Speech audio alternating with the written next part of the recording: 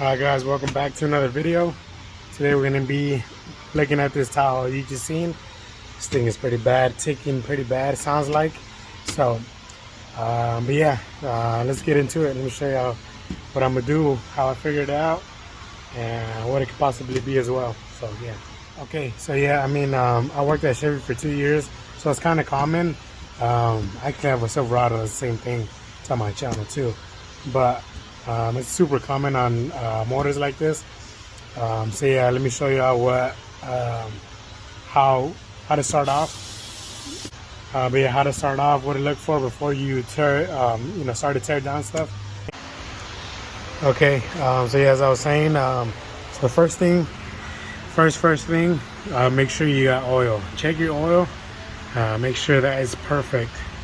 If not, that could be a problem. Just low oil. It could be just metal on metal type thing. So first, check your oil. Check mine. Perfect. It's not too low. It's not in the middle. It's like a little bit above middle. Perfect.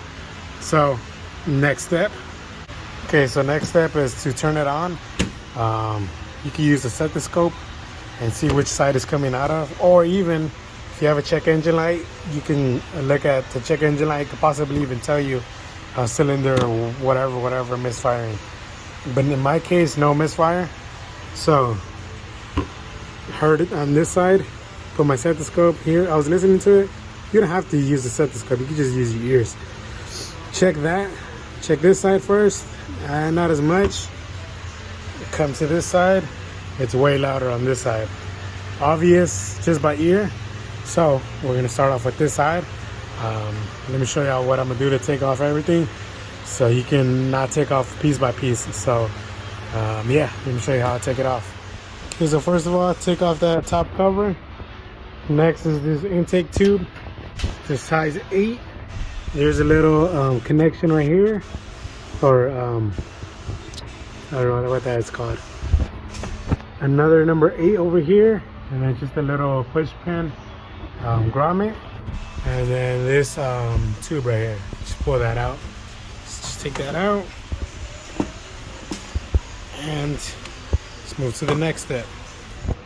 Okay, so next we're gonna take off these hoses and then take off this nut that holds it down.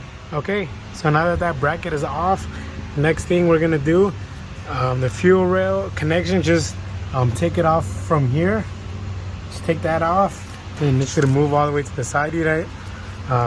You shouldn't have to disconnect the connections for the for the fuel injectors. And then we're gonna take off the spark plug wires from the coil.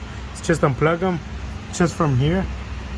Just take it off from all 4. And the last thing is this connection right here.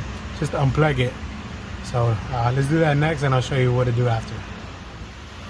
Okay, and then just as you're going, if these plastic things just keep breaking off because they're so brittle, just keep blowing off all the plastic, such as right here. Just blow that out, just so whenever we take off that cover, nothing will fall in. All right, now that we have all those wires just hanging down, they could be on the spark plug, it's fine, just so they're out of this rail. This is disconnected. Now we got to take off these. There should be 5. 1 all the way down there, 2, 3, 4, and here by the fill, 5. So just take all those out, and all this assembly should be, or it should come out, or it is going to come out all together in one. I'll show y'all. Alright, so yeah, like I said, it should come out all as assembly. If you really want to, you can take one coil at a time. And then, so the one that was all the way to the firewall at the end, which is this one, I used my little stubby. And if you don't have one, you probably are gonna have to take this one off. Just take it off, just so you can have room to put your socket in or your wrench. But yeah, this is how it comes out. Next is the valve cover.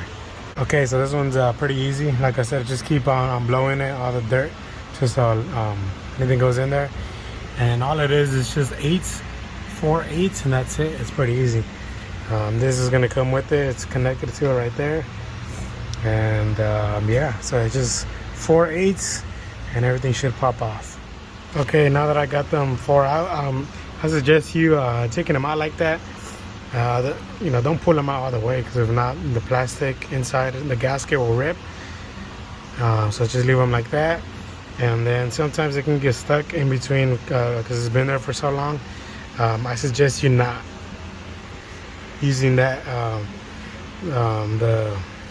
this neck right here, because it's plastic and you can break and you'll probably be mad at yourself. So instead, just get some little pry bars and keep prying it all the sides till it comes off, till it comes loose. So do that, and I'll show you when it's out. All right, and then yeah, one more tip. I took it out. Just don't put your pry bar too close to it, because you probably rip your gasket, and you're probably gonna have to put it back. Maybe it depends what you're gonna do. But yeah, just be careful with the gasket. And so now we're here. We're at the main thing. So what I would do is I would get like a little switch for the starter, crank it over, and I would see which one is it moving.